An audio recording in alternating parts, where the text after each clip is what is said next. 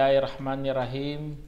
Assalatu wassalam ala asyrafil salin wa ala alihi wa ashabihi ajma'in. Amma ba'd. Assalamualaikum warahmatullahi wabarakatuh. Mga kapatid sa Islam, nandito naman po tayo para magbigay ng Islamikong pagpapayo patungkol ito sa tinatawag nating mga maling pananaw ng tao. Opo mga kapatid sa Islam, ang tao ay napuno ng kaalaman, napuno ng karanasan, napuno ng kanyang paglalakbay sa kanyang buhay, at nagkaroon siya ng mga pananaw sa buhay. Kaya kung ikaw, bago ka lang gumawa ng iyong pananaw, ay talagang mayroon siyang iba na mali. Kaya bilang Muslim, ay mag-ingat po tayo sa ganitong mga maling pananaw. Alhamdulillah, pasalamat tayo, mga Muslim na po tayo. Binigyan po tayo ng reliyong Islam. Islam kung saan magpapasakop na lamang tayo. Islam kung saan tuturuan tayo ng tamang pamamaraan, tamang pag-iisip, tamang pag-uunawa, at tamang pananaw sa buhay. Kaya ang Islam nang dumating sa panahon ng mahal nating propeta Muhammad SAW, kasi nga ang mga tao ay iniligaw nilang kanilang sarili. Tingnan niyo mga kapatid, dumating na sa kanilang katotohanan, ngunit sila mismo ang pumili ng kanilang mga kaligawan. Kaya nagdudulot ito ng kalituhan at hindi pagkakaintindi sa bawat isa. At ang pinakamasamang yugto pa ng buhay natin mga kapatid, ang mga taong ito, mga naliligaw, sila po ang naglalagay sa ating mga kaisipan ng mga pananaw. Pananaw kung saan nakakaligaw din, subhanallah. Kaya ang Islam, mga kapatid, Islam, kontra talaga sa mga maling pananaw na ito. Tulad na lang ng kamangmangan, mga pamahiin, paganismo, mga maling kultura, maling pag-unawa at maling pamamaraan ng buhay. Kaya dahil dito mga kapatid sa Islam, pasalamat talaga tayo na tayo pinili ni Allah subhanahu wa ta'ala na pumasok sa pagsakop po ibig sabihin sa Islam, sa reliyong Islam. Kasi nga nawala tayo talaga sa kamangmangan. Nawala tayo sa mga walang patutunguhang mga pananaw sa buhay. Kaya ang gabay ng Allah subhanahu wa ta'ala ay dapat paghawakan mo talaga kapatid. Sabi ng Allah subhanahu wa ta'ala sa Quran, لَقَدْ مَنَّ اللَّهُ عَلَى الْمُؤْمِنِينَ إِذْ بَعَثَ فِيهِمْ رَسُولًا مِنْ أَنفُسِهِمْ يَتْلُو عَلَيْهِمْ آيَاتِهِ وَيُزَكِّيهِمْ وَيُعَلِّمُهُمُ الْكِتَابَ وَالْحِكْمَةَ وَإِنْ كَانُوا مِنْ قَبْلُ لَفِي ضَلَالٍ مُبِينٍ. Sinabi ng Allah subhanahu wa ta'ala sa Quran, mga kapatid, A'udhu billahi minash shaitanir rajim, sadyang pinagkalooban ng Allah ang mga mananampalataya ng kanyang ipinadala sa kanila ang mensahero na nabuhat sa kanilang mga sarili. Binibigkas niya sa kanila ang kanyang mga talata at dinadalisay sila at tinuturuan ng aklat at karunungan kahit pa sila noon ay talagang nasa malinaw na pagkaligaw. Kaya alhamdulillah mga kapatid, sa nabanggit dito ng Allah subhanahu wa ta'ala na meron siyang pinagkalooban sa mga mananampalataya, na merong pananampalataya, merong paniniwala. Bagkus pinili nila ang tamang landas. Dahil sa pagpili sa tamang landas, sa pagpili na merong paniniwala, mayroong kaloob si Allah subhanahu wa ta'ala mga kapatid. Ano yun? Yun po ang mensahero. Kaya dahil sa mensahero na yun, nagkaroon talaga tayo ng tamang pananaw sa buhay. Nabuksan natin ang mga bagay-bagay kung saan ang nakakaunawa lang ang mga taong sumunod sa reliyong Islam. Sumunod sa mahal nating propeta na nagtuturo ng patnubay patungo kay Allah subhanahu wa ta'ala. Ang propeta na ito mga kapatid, ito ay buhat mula sa sarili natin, ibig sabihin mula sa tao. Kaya malayo talaga tayo sa maling pananaw. Kasi nga, ang pananaw, maling pananaw, nabuo kasi yan sa mga karanasan ng ibang mga tao. Tayo, hindi na natin kailangan yan. Kailangan lang natin magbasa ng Quran, magbasa ng hadith, magtanong sa ating mga matakuting, mga dalubhasa sa Islam. Kasi nga, hindi tayo nila dadalhin sa pagmaling pagnanasa o kaya sa kaligawan. Kaya mga kapatid sa Islam, bumibigkas nga ang propeta Nagbabasa sa kanila ng Quran. Allahu Akbar. Tapos nagtuturo pa. Dinadalisay pa sila sa mga maling nilang mga pinanggagawa. Kasi nga dati mga tao naliligaw, lalo na mga Quraysh. Samba ng samba sila sa mga ribulto, mga kapatid. Kaya ang liwanag ng Allah subhanahu wa ta'ala, mga kapatid, nandyan yan. Kaya nagkakaroon ng gabay ang ating mga pananaw sa buhay. At alam naman natin, mga kapatid, ang ating gustong mapuntahan ay si Allah subhanahu wa ta'ala. Yun ang ating aim sa buhay. Gusto natin makapasok sa paraiso ng Allah subhanahu wa ta'ala. Kaya ang mga maling pananaw sa buhay, mga kapatid, sa totoo lang, kung isip-isipin mo, puro pamahiin. Puro kaligawan. Walang facts. Kaya, alhamdulillah, tignan nyo mga kapatid, sasabihin nila, ang Diyos isa. Ngunit mayroong 3 persona. Kung tatanungin mo, magpapalalim ka lalo. Mayroong nababasa si Kristo umakyat sa langit at umupo sa kanan ng Diyos.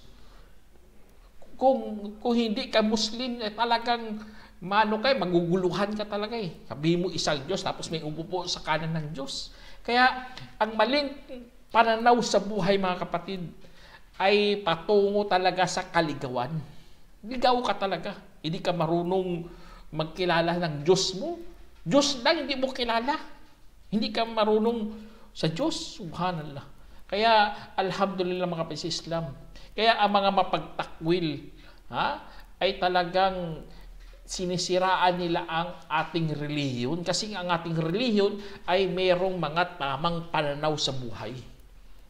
Hindi lang dito sa material na buhay, mga kapatid. Bagkus hanggang sa kabilang buhay. Tingnan nyo yung iba dahil sa kanilang mga pananaw sa buhay. Gusto nila mag-suicide na lang. Kasi nga, meron raw second life. Subhanallah. Second life nila dito sa mundo. Babalik ka naman dito sa mundo. Mag-reincarnation ka. Yun napakalaking kasinungalingan yan. Malaking kabastusan yan sa katuruan ng Allah. Kaya dahil doon, nagsisuicide sila, mga kapatid. Subhanallah. Meron raw second life nila, reincarnation. Magiging tao raw sila ulit. Kasi nga inapi sila, kaya nagsusuicide, nagpapatiwakal. Kaya dahil doon, mga kapatid, kung ganyan ang itinuro ng mga tao sa iba, ay talagang maraming karahasan o maraming mga krimen na mangyayari sa mundo. Kaya sabi ng Allah subhanahu wa ta'ala, mga kapatid, isa sa mga sinabi ng Allah subhanahu wa ta'ala, Ya ayyuhar rasul, balligh ma unzila ilayka min rabbik, wa illam taf'al fama ballagta risalatah, wallahu ya'simuka minan nas, innallaha la yahdil qaumal kafirin. Sinabi ng Allah subhanahu wa ta'ala, o mensahero ng Allah, o mensahero, ipaabot mo ang anumang ibinaba sa iyo mula sa iyong Panginoon. At kung hindi mo naman ginawa, kung gayon, ay hindi mo ipinaabot ang kanyang mensahe. At si Allah ay magtatanggol sa iyo mula sa kanila, mula sa mga tao. Tunay na si Allah ay hindi pumapatnubay sa mga taong mapagtakwil. Kaya dito, mga kapatid, pasalamat talaga tayo, mga Muslim tayo. At ang propeta, sinunod niya talagang utos sa kanya. Na pinaabot niya ang mensahe. Itinuro niya sa mga tao. Kaya natanggal sa atin ang mga maling pananaw na ito. Kasi tuturuan ka, lalo na sa panahon natin, kung ikaw masama, Hindi ka kaagad kukunin ni Lord. Subhanallah. Masamang damo, masamang matagal mamatay. Mga maling pananaw yan. Lason yan. Nilalason ang kaisipan, lalo na ang mga kabataan sa panahon natin.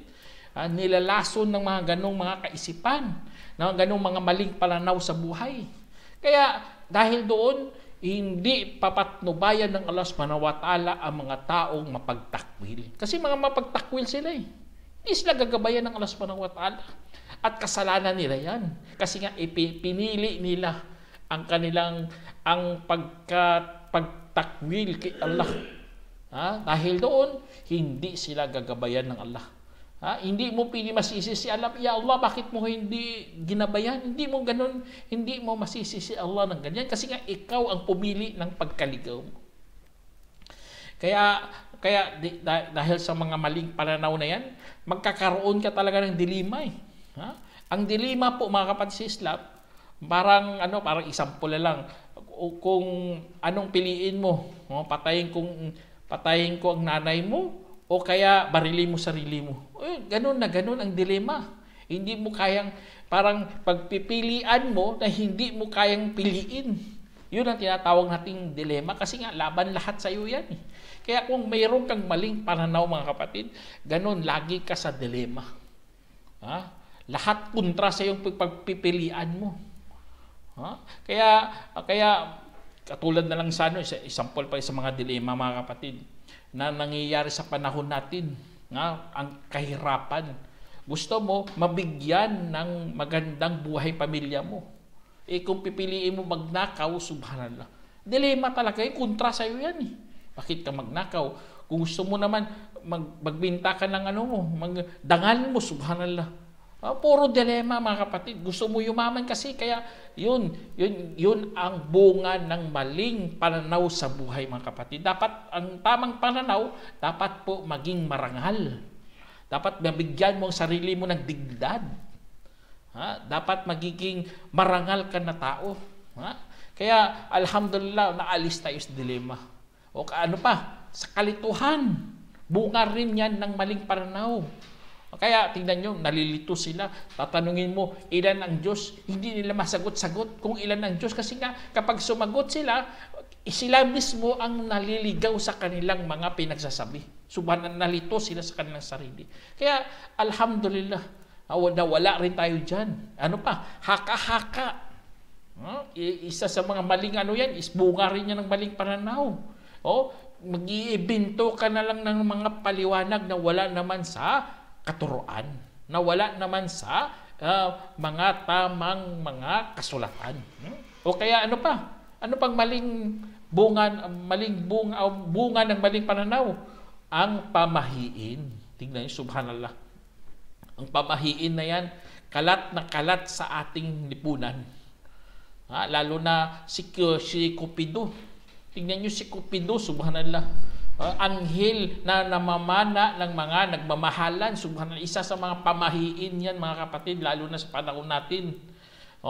Malapit na, magsusuot na ng pula, nagpipray kay Cupido. Subhanallah, mga pamahiin yan. Yun, dahil yun sa maling pananaw sa buhay mga kapatid.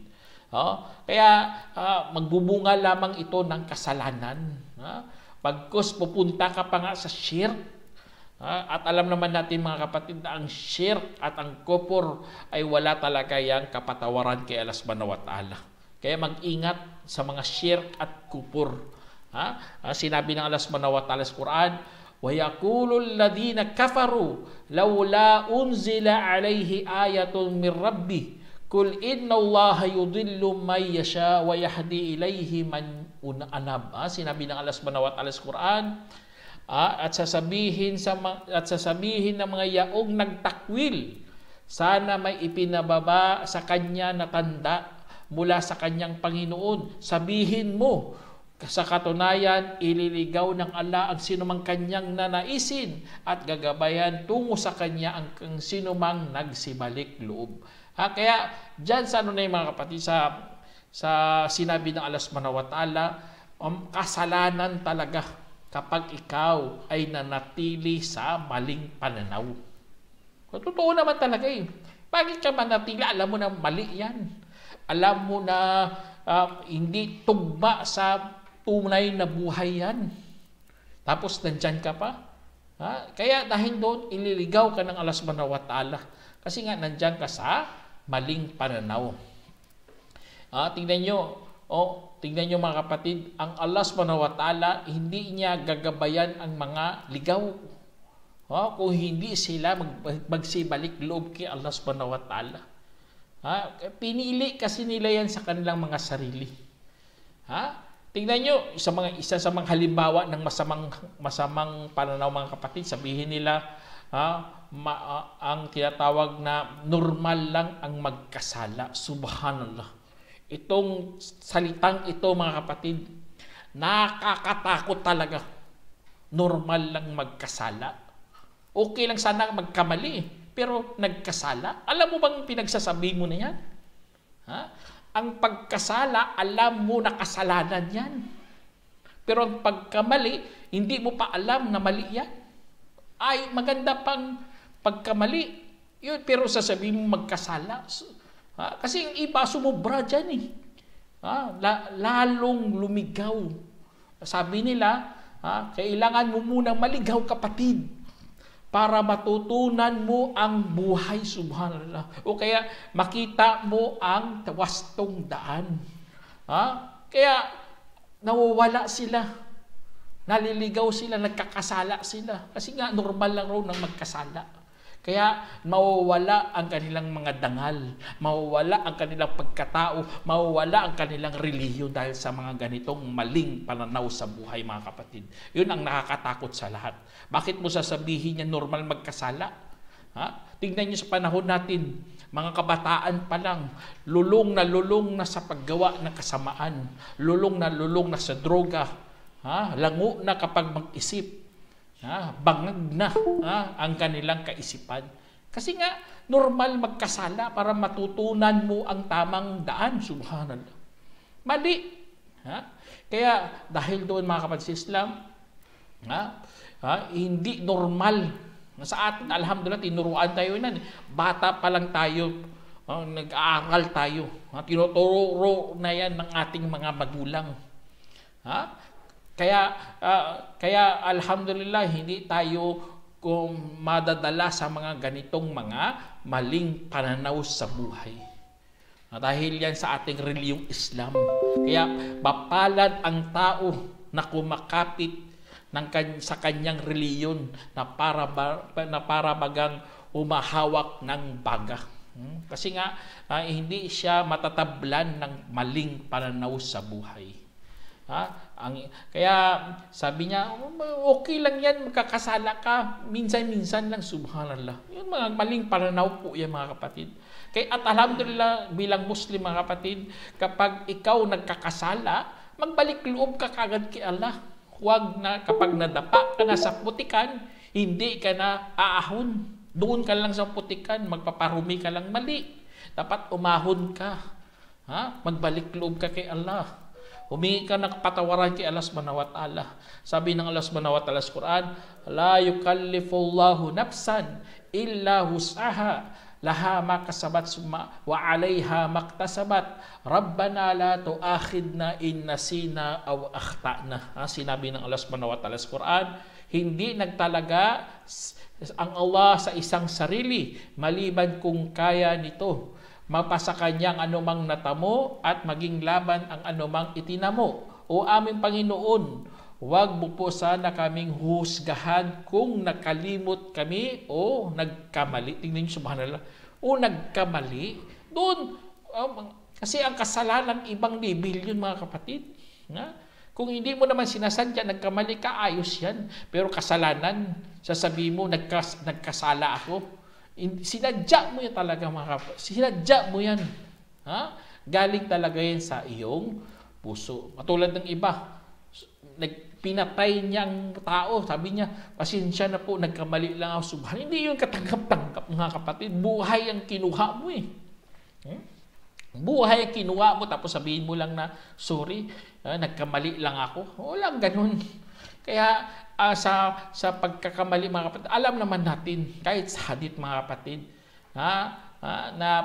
basta hindi mo lang alam, pinatawad ka ng Allah subhanahu wa ta'ala. Sabi na sa hadith, an Abidar al-Ghafari, qala Rasulullah sallallahu inna Allah tajawaza an ummati al-khata wa nisyana wa mastukrihu alayhi. Sabi sa hadith na inulat ni Abu Dar al-Ghafari na sinabi ng mahal nating propeta Muhammad sallam, katotohanan, pinalampas ng Allah sa aking nasyon ang kamalian at pagkalimot at ang anumang ipinilit sa kanya isinalaysay ni Ibn Majah at itinama ni Albani. Kaya sabi ko sa inyo mga kapatid, iba talaga ang pagkamali at pagkasala. Kaya kung ang mga taong mga makasalanan, sila ang magturo sa atin ng pananaw, mali ang ituturo nila. Katulad ng sinabi nila na mga okay lang magkasala. Normal lang magkasala. Subhanallah. Ituturo mo sa mga kabataan. Kung sinuntok ka pala ng anak mo, nagkaroon ka ng black eye, sasabihin lang ng anak mo, pasensya na. Bago ko lang nalaman na mali ang ginawa ko, subhanallah. Ganun lang. Nagkaroon ka ng black eye, tapos ganun yung sasabihin ng anak mo. Kaya maling pananaw talaga kapatid kapag sabihin mo normal lang magkasala. Kaya sinisira ang mga kaisipan ng mga tao, lalo na mga kabataan. Mga murang pag-edad nila mga kapatid. Musmus sa kaisipan.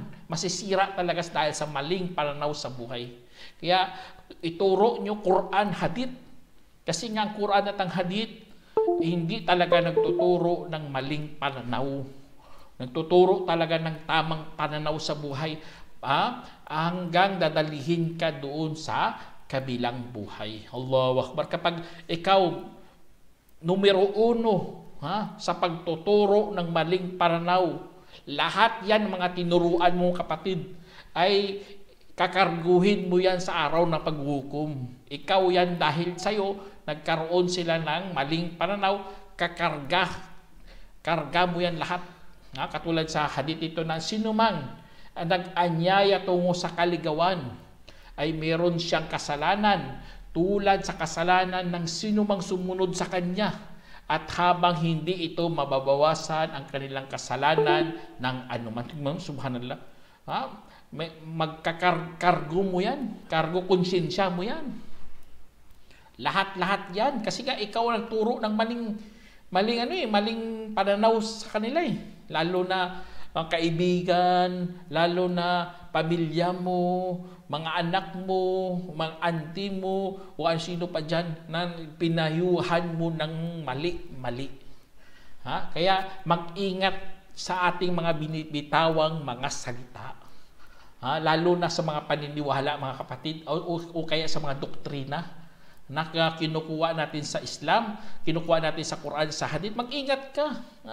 Kasi kung hindi ka mag-iingat, ay lalong maraming mapapahamak sa iyong mga pinagsasabi. Katulad sa hadith dito sa sinabi ni Prophet Salam, thaqilat ka ummuk ya Mu'ad, wa hal yakubun nasa ala wujuhihim fin nar illa hasaidu alsinatihim. Sinabi sa hadith mga kapatid, pigilan mo yan. Sabi niya, mananagot ba kami sa aming mga pinagsasabi? Kanyang sinabi ng Salam, walain ka sana ng iyong ina, o Mu'ad.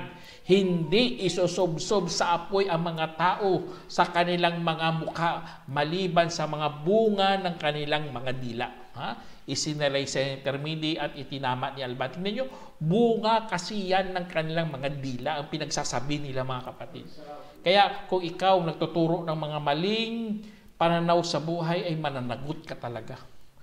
Tingnan yung iba sa mga isa sa mga maling pananaw din mga kapatid, sabi nila ang yaman ay sukatan ng tagumpay at kaligayahan. Tingnan nyo, ganun ang kanilang mga pananaw, sukatan raw ang yaman ng iyong tagumpay at kaligayahan. Mali.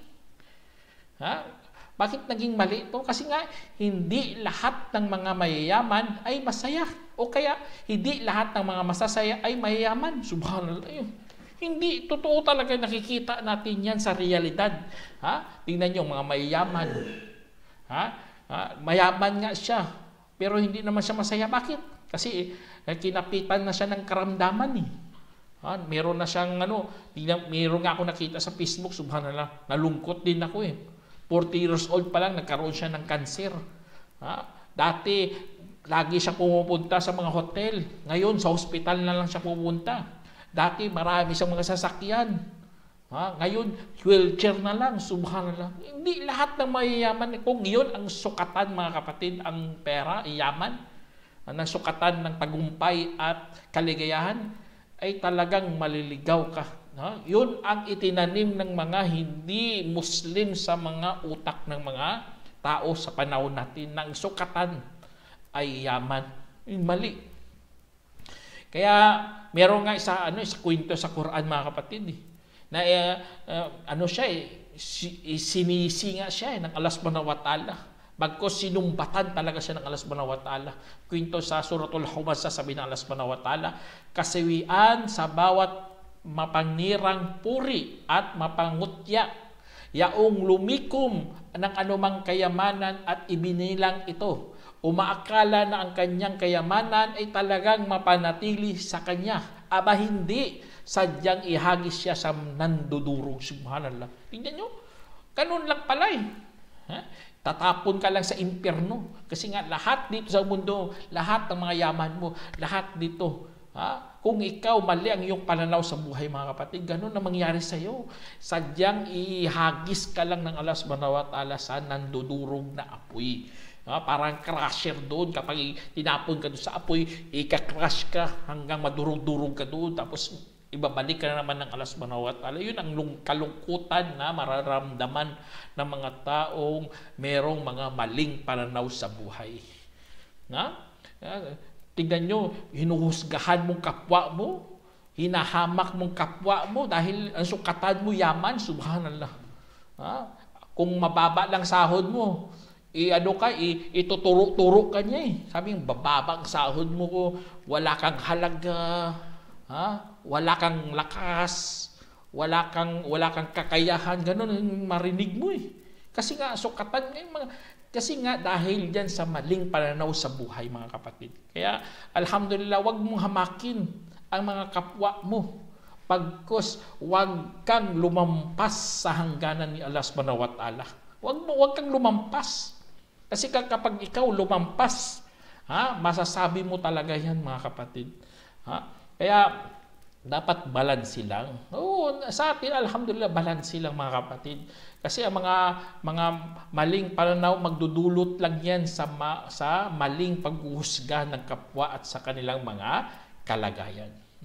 Kaya ang ating mga values, mga kapatid, ang ating pag-uugali, ang ating mga natutunang mga skill, ang ating mga hilig, ang ating mga edukasyon, ang ating mga mithiin, ang ating gustong makamit, dapat isaalang-alang mo talaga kay Allah subhanahu wa ta'ala para makabuo ka po ng tamang pananaw sa buhay. At ang alam nyo, pinakamataas na pananaw sa buhay ay makaabot tayo patungo sa Allah subhanahu wa ta'ala. Allahu Akbar. Yun ang tamang pananaw sa buhay, mga kapatid. Alhamdulillah, sa Islam lamang yan tinuturo. Na kapag ikaw nandito sa mundo, gusto mo gawin sa mundo, wag mo lang kalimutan na magsala.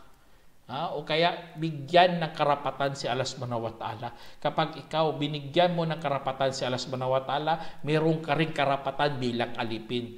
Ang iyong karapatan bilang alipin na hindi kanya parurusahan basta ikaw sumasamba lamang kay Allah subhanahu wa ta'ala.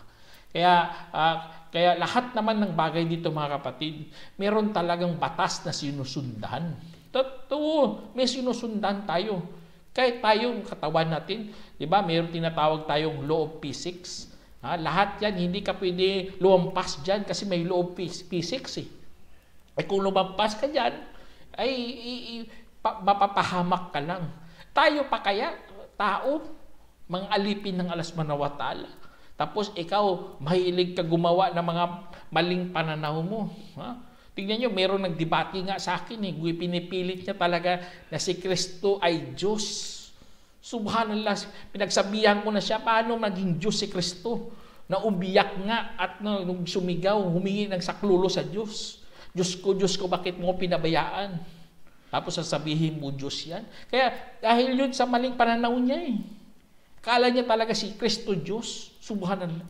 Kaya ibig sabihin kapag ikaw, yun ang pinagkapitan mo sa ang maling pananaw, ay maliligaw ka talaga ng landas.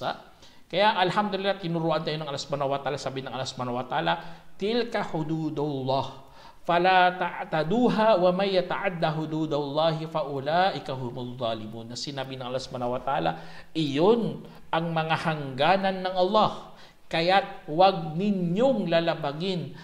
At ang sino mang lumalabag sa mahangganan ni Allah, sa makatuwid sila ang mga mapang-api. Tingnan nyo, sila ang mga mapang-api. Kasi nga, nilalabag nila ang batas ng Allah subhanahu wa ta'ala. Kaya sana meron kang napulutang aral mga kapatid. Hanggang dito na lang. Assalamualaikum warahmatullahi wabarakatuh.